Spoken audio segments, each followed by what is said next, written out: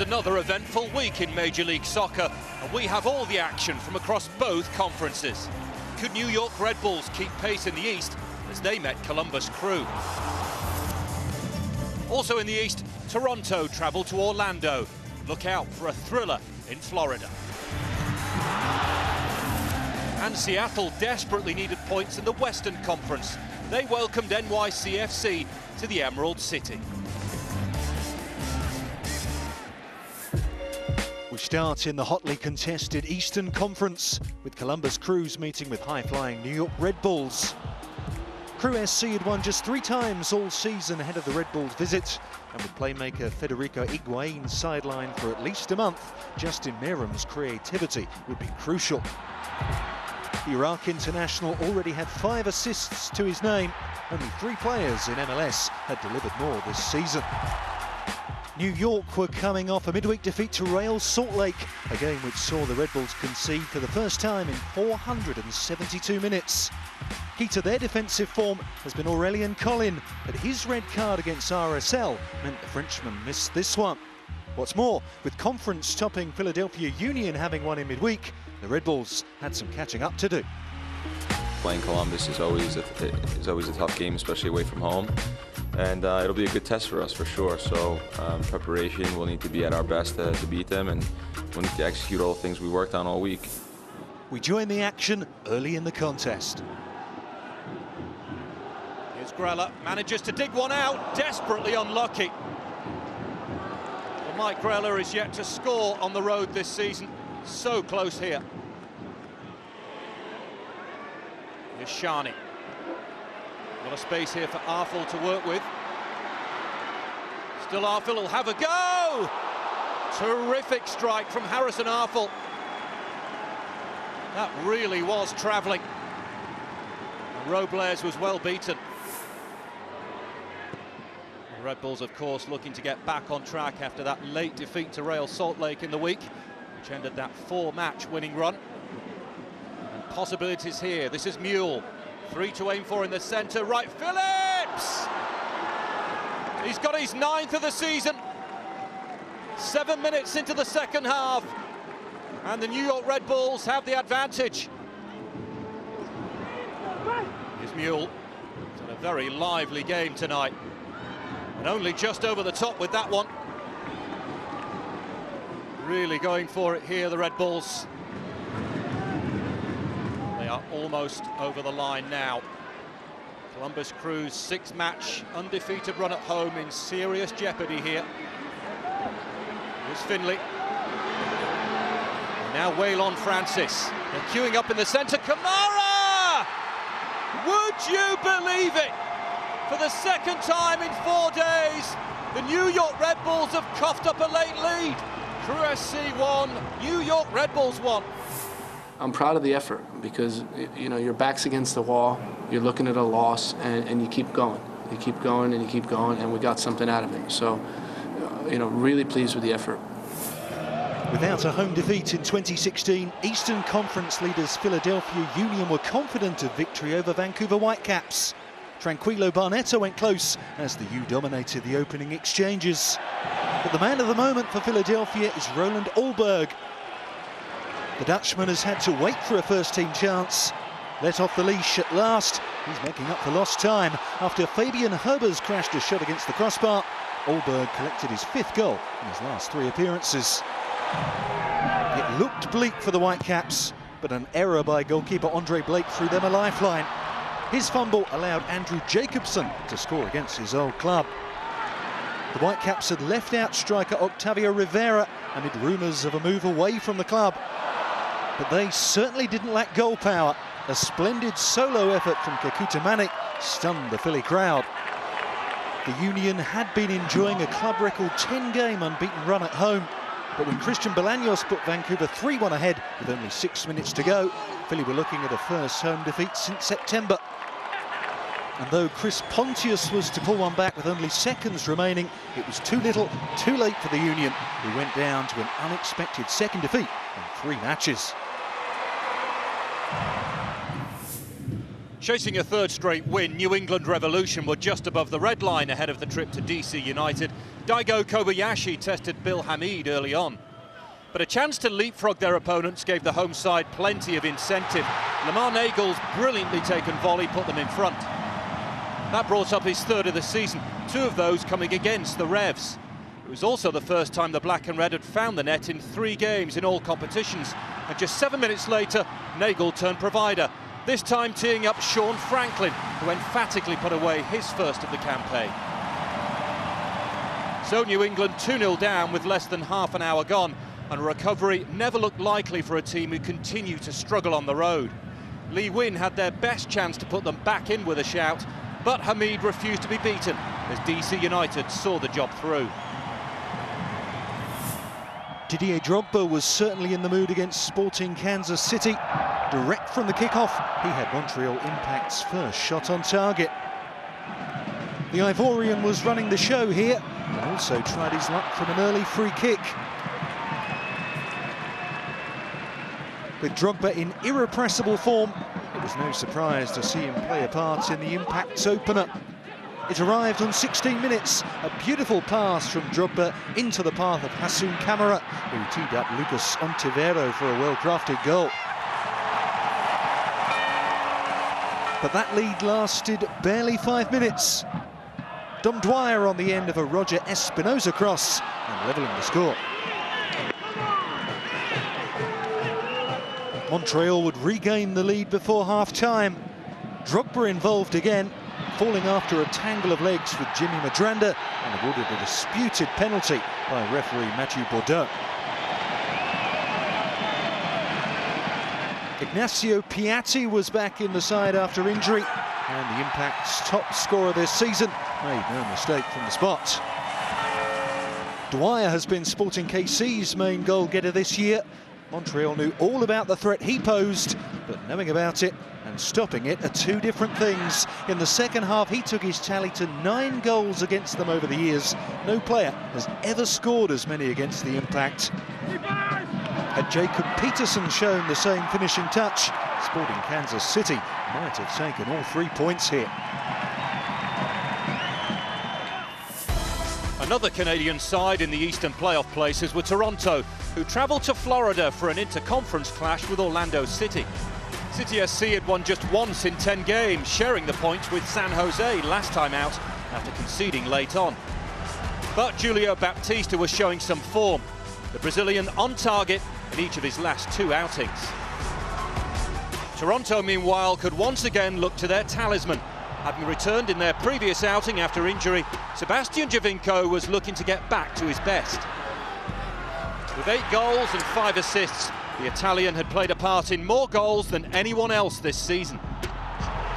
And the Canadian club had never lost to Orlando in their 4 meetings. We join the action in the 5th minute.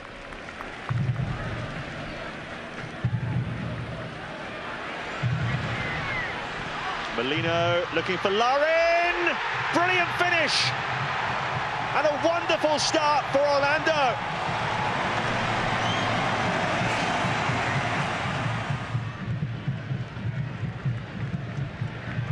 Over the top by Shea. Larin's on his way here. 1v1 with the defender. Now Kaká! Well, there was the chance for 2-0.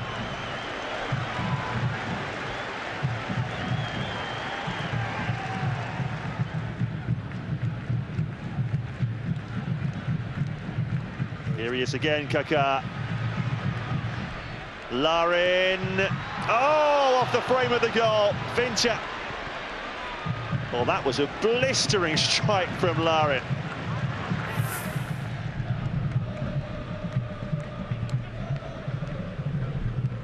Endo. Clipped forward by Morrow. Hamilton. Oh, would you believe it? They're level. Inside 2 minutes of the second half. A very cute finish.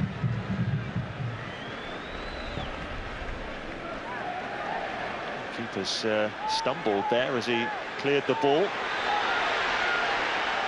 The keeper's still down, which is a worry. It's a nasty fall as he cleared the ball there.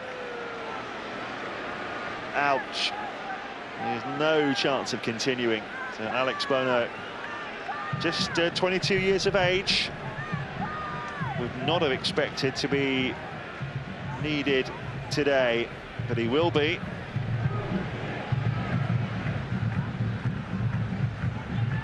Here's Kaká. And again, he's managed to squeeze it through to Alston. Well, keeper hasn't got there, it's still alive, and headed into the net! Oh, would you believe it? With 7.5 minutes to go, it's Vinter who puts Orlando in front.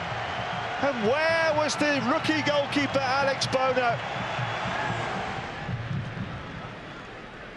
Can't relax yet. Orlando over the top by Osorio, looking for Giovinco, and Morrow! In the 90th minute, Toronto have equalised for a second time. In the 99th minute. Now or never, really. Baptista goes up and goes down. Penalty! Would you believe it? In the 99th minute of the game, Julio Baptista wins a penalty and a chance for Orlando to nick it. Red card for Josh Williams, straight red card. Here comes Kaká, and he blasts it in off the underside of the bar. No chance for Alex Bono. And in the 100th minute of the match, it's Orlando 3, Toronto 2. Late drama yet again from the Lions. I'm delighted for the players. Thought it would have been a travesty if we'd have lost the game or not won the game. And I just said to them, we've conceded a couple of poor goals, but overall I thought we deserved to win the game. Still to come, could struggling Seattle Sounders get their campaign back on track against New York City FC?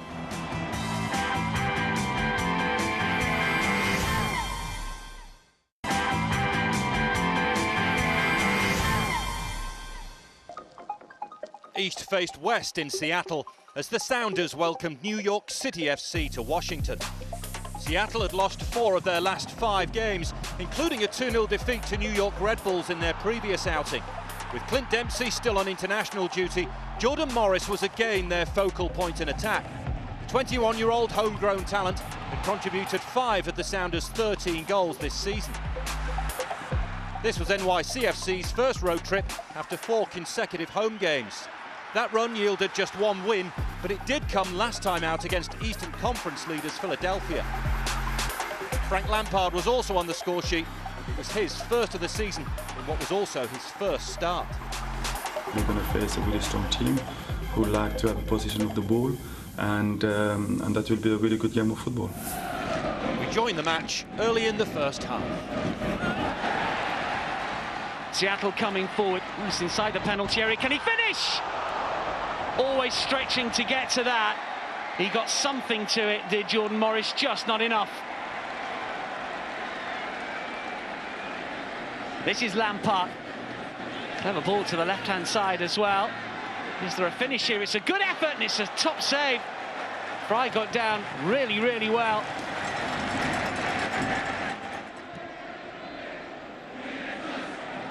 Tavita on that left-hand side looking to get the ball in here. Touch from McNamara, can he lay it off? The shot takes a deflection.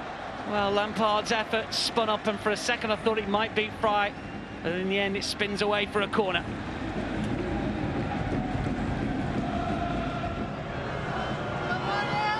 This is Pirlo with a corner to the near post.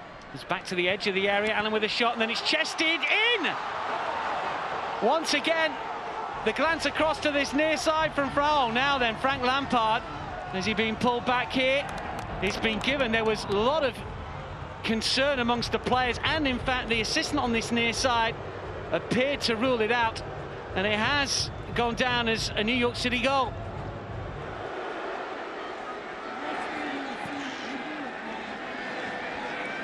Lampard inside the penalty area, going down. New York City FC going forward again. Great touch from Lampard, and still the visitors going forward. And how about that for a stop? It was nearly an own goal. And an opportunity maybe to get Morris away. This is Jordan Morris. Has he got the pace here? It's still Morris! Into the side netting. The chance looked like it had gone, but he somehow managed to get the shot away as Maynard came across.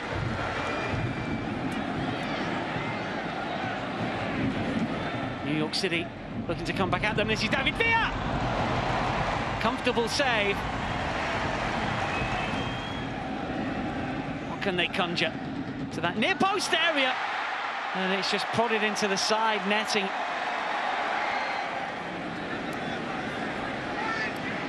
Mikey Lopez, fresh legs coming on. Marshall is back. Jones is needed. It's straight to David Villa! And still, was he brought down? He stayed on his feet, and eventually it's into the net. Matarrita somehow beats a couple of players on the line, and New York City have got their second. I think the players on the field today, they were well positioned, they were well disciplined, and we make it very difficult for them. A summer tradition in the Bay Area, this year's California Clasico found San Jose Earthquakes and LA Galaxy in indifferent form, but there was no shortage of chances here. Chad Barrett, a man who's played for both clubs, went close for the Quakes just before half-time. He wasn't the only man to rattle the frame of the goal in this one. Steven Gerrard was denied by the same post as the Galaxy went through the gears in the second half. The former Liverpool man knows all about fiercely contested derby matches. This one seemed to bring out the best in him. Likewise, Quakes keeper David Bingham. With Robbie Keane and Jarcy Zardis on international duty, the Galaxy had gone 3 league games without a goal. But that drought ended when Gerrard picked out Giovanni Dos Santos for a 69th minute opener. That goal looked like giving the Galaxy a much-needed victory. San Jose seemed to be out of luck. Barrett hitting the woodwork for the second time in the match. But the Cali Clasico has a history of late goals, and sure enough, there was to be reward for Barrett and the Quakes. This 90th minute equaliser denied Galaxy what would have been a first win in 7 league matches. The frustration proved too much for Ashley Cole. With only seconds left, he earned himself a booking for a foul on Albert Quintero before receiving a straight red for his reaction. Another disappointing day for Bruce Arena's side.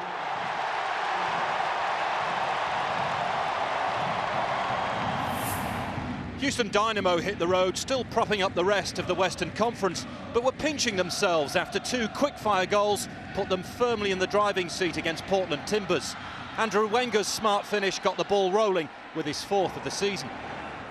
Having claimed an assist for the opener, Boniek Garcia then picked out Will Bruin for his first goal in 12 matches, taking his career total to 50.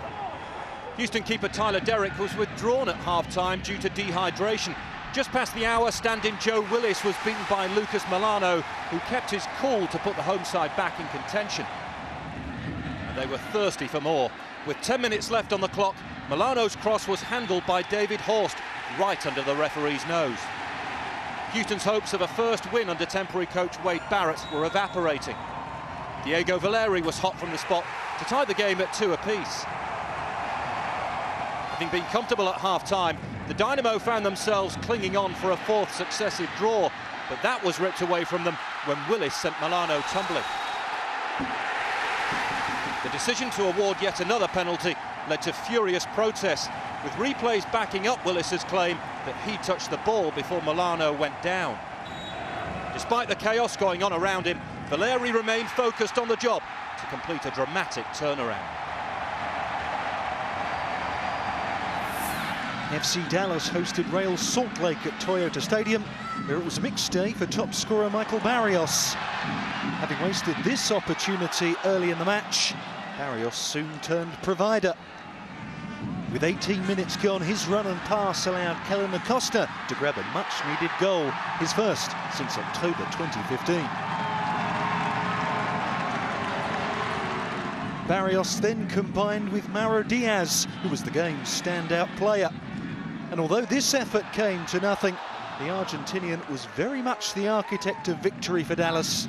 The match-clinching goal owed much to an acrobatic through ball by Diaz. Fabian Castillo received the pass in full stride before curling in his 4th goal of the campaign. RSL and FC Dallas have been side by side in the Western Conference this season. But as this wayward Luke Mulholland effort suggests, it wasn't to be the Royals' day. The home side were comfortable winners and might have added to their goal tally. Jeff Attinello was kept busy in the Royals' Salt Lake goal, first by Castillo. Later in the game, Canadian international Tesho Akindele was also denied. FC Dallas, good value for a victory, which puts breathing space between them and RSL in the Western Conference table.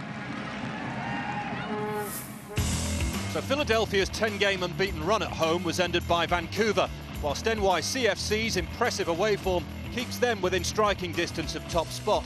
In the East, FC Dallas won for the first time in a month, whilst Portland's dramatic win over Houston means they're 5 without defeat. Here's how those results shape the Western Conference table. Victory over Real Salt Lake has seen FC Dallas close to within a point of leaders Colorado. However, the Hoops have played 2 more matches than both the Rapids and RSL in 3rd. Vancouver Whitecaps also climbed the table at the expense of LA Galaxy. So Philadelphia's lead at the top of the East has been reduced to 2 points. NYCFC's victory sees them climb above their New York rivals. Orlando City and DC United are out of the bottom 4. They swap places with Toronto and New England. This coming week, Philadelphia Union will look to bounce back from defeat. They travel to Houston Dynamo. But there's no doubt about the standout match this weekend. New York City FC hosts the Red Bulls and will hope to avenge their 7-0 defeat in the last Hudson River derby. There were just 3 rounds of MLS fixtures in June, but still some memorable goals. We leave you with our top 5 picks of the month.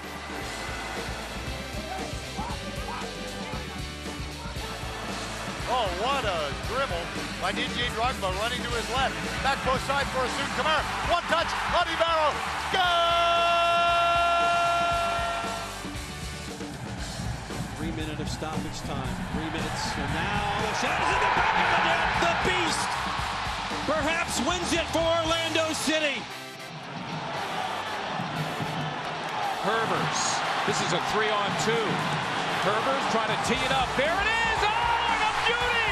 What a beauty! Some good bulldog work by Harrison. 2-on-none. Harrison and Villa. Harrison pushing it ahead. They'll try and cut wide. Lays back for Villa. And it's 2-0.